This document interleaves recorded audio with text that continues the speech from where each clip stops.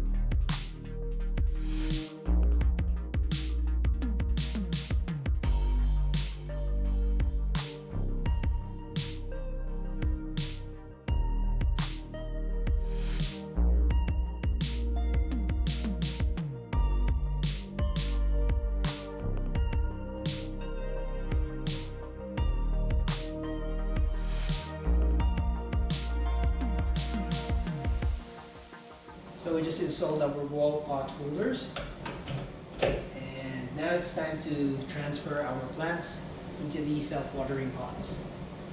So we're ready to repot all this indoor plants, and we're using this mix, like the Miracle Grow potting mix and some perlite for conditioning the soil.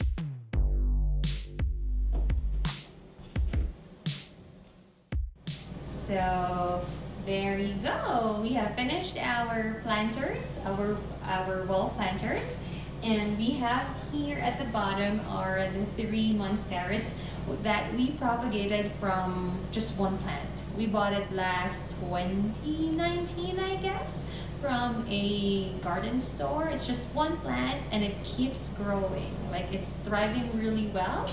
And it's giving us this little monstera plants.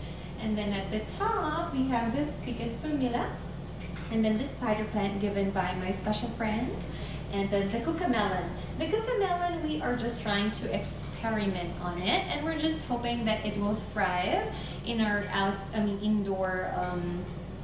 indoor setup, and hopefully it will give us some fruits in the winter. And we're also planning to replant it come springtime and summertime. And if you have any suggestions, tips, or any questions on how we made our wall planter, leave a comment in the comment section, and don't forget to subscribe in our channel. Bye!